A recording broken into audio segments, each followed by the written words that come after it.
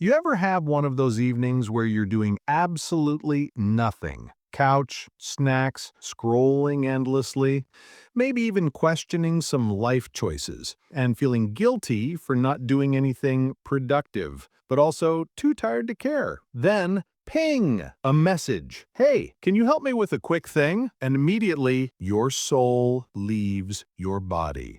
Not in a cool, cinematic way, not dramatically, just quietly. Like, yeah, I'll just not exist for the next few hours. Because we all know how this ends. You say yes, always yes. And your spine, yeah, it's made of warm spaghetti.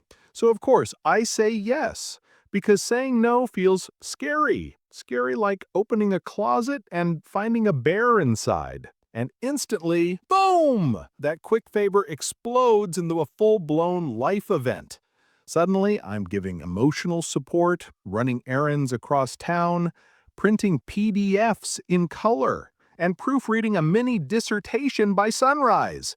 All while thinking, I just wanted to watch cat videos and pretend I'm a responsible adult. 2 hours in, I realized something horrifying. This is how calendars die. Not quietly, with the slow, methodical massacre of your free time. And the guilt, oh, the guilt. Like a cat that just won't leave your lap, judging you silently. And then something weird happens. I pause. I sit there, under the weight of this avalanche of obligations. And a quiet thought whispers, wait, why am I doing all of this? Who decided I'm required to be everyone's emergency superhero? Answer, no one. I just assumed. I assumed that saying no makes me rude, selfish, a terrible human being. But maybe, just maybe, saying no isn't selfish. It's not cruel. It's a tiny act of self-respect. And suddenly I see it. Saying no is like emotional sunscreen. It protects you from burning out. It protects your peace. It protects your very soul. Let me tell you a story. Last week, my neighbor, let's call him Dave, asked me for a small favor. Small favor. I laughed, nervously, because small in Dave language always means something epic. I said yes, because apparently I like chaos disguised as kindness. 2 hours later, I'm carrying boxes up 3 flights of stairs, helping him assemble furniture that I'm fairly sure was designed to make people question their life choices. And all the while thinking, this is how cults start. Not with chants or robes, but with one overly agreeable person. By the time I left, exhausted, sticky from sweat, with furniture partially assembled, I thought, what have I done? Why am I like this? And that's when it hit me. The world isn't going to collapse if I say no. Dave will survive. And honestly, I might survive too. Let's be real.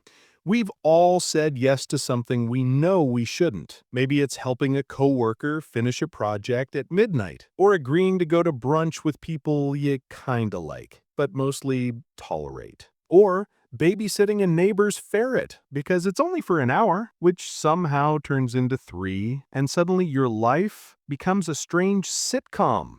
You're the reluctant sidekick in everyone else's story. Your free time evaporates, and your Netflix queue, well, it's still there, waiting, ignored like a forgotten dream, and yet, somehow, you feel guilty if you don't say yes.